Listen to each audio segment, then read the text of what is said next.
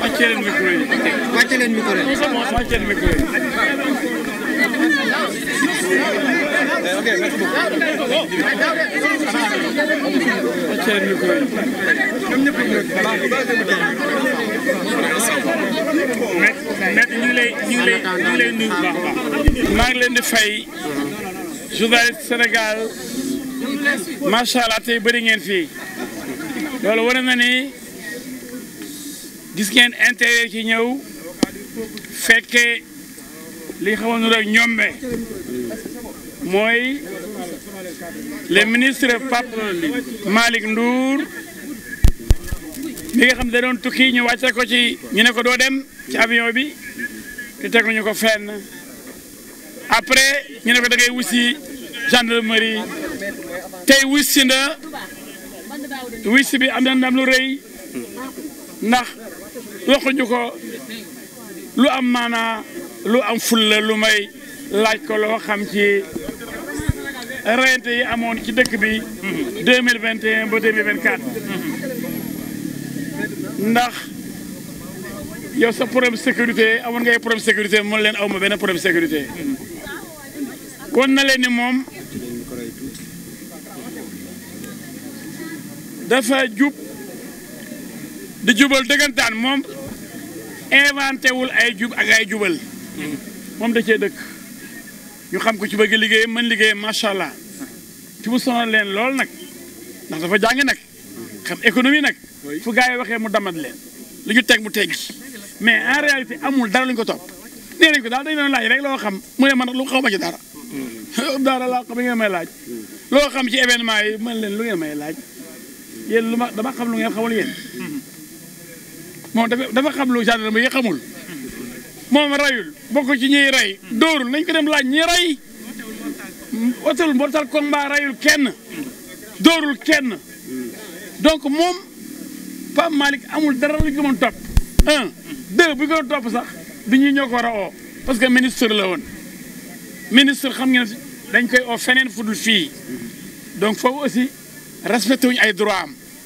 defe naa ni loolu wax nañ ko gendarme yi def nañ observation bi mais malgré tout tontu na leen bien que waru leen tontu ndax du ñoo ko war a oo ministre du ku nekk moo ko mën a convoqué dafa am ñu ko war a convoqué du ñii dafa war a am mise en accusation assemblée nationale am commission d'instruction pour ñu mën ko entendre du tax na mu jël OB des ministres dama lay laaj lii loolu dañoo violer ay droit am te loolu bind nañ ko ci observation yi mais comme moom amul lu muy ragal amul lu muy tiit tontu na leen ñoom laaj bi bëriwul ay ñetti question la yoo xam ni daanaka amul bopp amul geen ndax ñoom xamuñu fu ñu jëm blocage bi si aéroport international Blaise Diagne foofu it bëgg nañ nga ñëwaat loolu dañ koo tooñ amul benn juge bu bind ni warul jël avion dem amul kenn ku ko interdire mu génn Sénégal gars yi kay ñoom ñoo def lu leen neex tey ñu ngi nii Pape Malick topp ñu ko dara ba dara booloo jeex mu ngi nii sama wet su ko neexee bu jël avion dem Canada dem Paris dem Océanie dem Australie dem Mali dem fu ko neex ndax moom rayluwul dóorluwul jamluwul deful dara loo xam ni dañ koy rëpp taalul Auchan taalul station rayul kenn pistolewul kenn nee na leen wala ma benn preuve bu fekkee ne am na loo xam dama ko def bu dee dañ ko dénoncé ah waaye ku mu nekk nga dem di fen say fen ku mu nekk yow say kàcc loolu moom dénonciation mën nga dénoncé ku la neex fekk yow ay kàcc rek ngay def mooy yàq der mais yàq der taxul nga tilimal der maanaam seen wicc xoolal blanc immaculé koo xam ni dara xale la mais xale bu am jom la xale la mais xale bu xam fu mu teg tànkam la ba tax mu jaaxal jommal sama gaañ yi loolu nag ah nañ muñ rek. li ma waxoon démb. waaw nañ muñ rek xam ne kenn mënu koo fagaagal boo tax bu ngi nii deful dara ku deful dara moom ñu bëgg la sosal. ki la sosal laa yërëm nee na leen ku am preuve génne ko preuve lu ma def teg la ko ci taabal ji. duñ ko ba sa teg ci taabal ji parce que lépp dara du ci dëgg. est-ce que day topp état bu Sénégal si yoon pour. waaw dana porter plainte wax na ko. moom démb daa waxoon ne dafay porter plainte policiers yi ko téye parce que tegu ñu fenn ci benn kayit amul ko lu ko tere mu génn jaay doole rek la waaye jaay doole bi nag dafa war a dakk jaay doole baaxul gisu dur bay na ko nañ bàyyi di jaay doole askan bi pourtant sama gars yi dañoo gaa fàtte rek jóge prison dem jël nguur gi xam ne ëllëg keneen mën boo ko keneen koy gund xatal di ko sonal mën na jël nguur gi yow foo jëm ëllëg ay gars yi dañu am xel tuuti dañu am xel fii lañ gis président boo xam dafa génn prison tegu ci fukki fan ak juróom mu nekk président du Sénégal kon nañ bàyyi ñu ñuy sonal yàlla bëggul ku sonal doomu aadama te affaire baa ngi bëgg bëri ah autorités yi nañ xool la ñuy def nañ bàyyi nit ñi ak seen liberté. ndax acharnement dafa am ci mbir mi. acharnement moo am kay yow loolu jarul wax tey ci suba ñu ngi Pape Mahawa Diouf ci ngoor gi yoo Pape Malick Ndour kële mooy porte-parole Benno Bokk Yaakaar porte-parole adjoint APR kii mooy coordinateur des cadres de l'APR lépp ci kaw APR waaye finalement lan lay nuru acharnement. Je vais donc vous entretenir de ce qui s'est passé aujourd'hui à la caserne Samba Diéry Diallo, qui a reçu le ministre Pape Malick Ndour accompagné de ses avocats. Une rencontre avec les gendarmes qui prouve que on a violé tous les droits de Pape Malick Ndour, qui prouve aussi qu'il n'a absolument rien à se reprocher. Il n'a pas donné des ordres pour tuer, il n'a pas parlé à des nervis, il n'est pas un criminel, il n'est pas un assassin.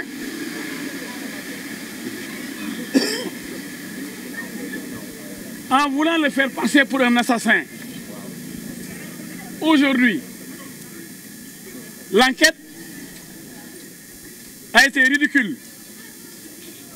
Il leur a demandé des preuves par rapport à des dénonciations. Aucune preuve, aucune ne lui a été présentée. Parce qu'il n'a rien fait. C'est évident. C'est pourquoi les enquêteurs n'ont pas mis beaucoup de temps. Ça s'est passé très vite. Parce qu'il n'y avait rien, absolument rien à reprocher à Pape Malick Ndour. Dénonciation, sans preuve aucune. Et en tant que ministre, on n'aurait jamais dû le convoquer ici. C'est ça la première violation de ses droits. Un ministre, il bénéficie du privilège de juridiction. Seule la haute cour de justice peut juger un ministre. Et alors, ces gendarmes n'ont jamais été désignés par la haute cour de justice parce qu'il n'y a jamais eu une mise en accusation par l'Assemblée nationale de monsieur le ministre Pape Malick Ndour pour qu'une commission d'instruction installée à la cour d'appel puisse s'occuper de l'enquête. Non! Tous ces droits ont été violés, y compris le droit de prendre l'avion, de s'envoler, d'aller où il veut. Quelle violation grave des droits du ministre Pape Malick Ndour. C'est pourquoi il va porter plainte contre les policiers qui l'ont empêché de voyager. Il n'y avait pas de décision d'un juge pour l'empêcher de voyager. Ça aussi, c'est une violation flagrante de ses droits. Aujourd'hui, il veut prendre l'avion ce soir, s'il veut. Il peut aller au Canada, en Océanie, à Londres, à Paris. Parce qu'on ne peut rien lui reprocher. En fait, on a cherché à l'humilier. C'est-à-dire on perd la raison maintenant. On perd la raison.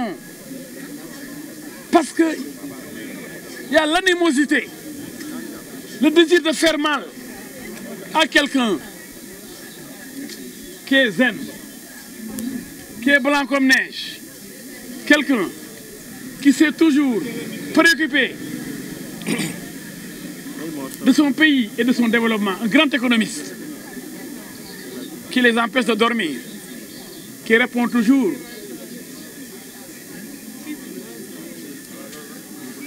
aux thèses erronées développées par le gouvernement.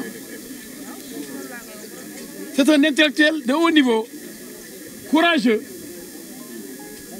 et qui porte toujours la contradiction à ceux-là qui inventent des infractions, des dettes cachées, des choses qui n'existent pas dans ce pays. Et alors, il dérange. Il dérange comme Pape Mao Diouf qui a été jugé ce matin. Trop, c'est trop. Condamné de l'acharnement. Tous les cadres de la paire qui sont en mesure de porter la contradiction à un gouvernement affolé. C'est l'affolement dans le gouvernement.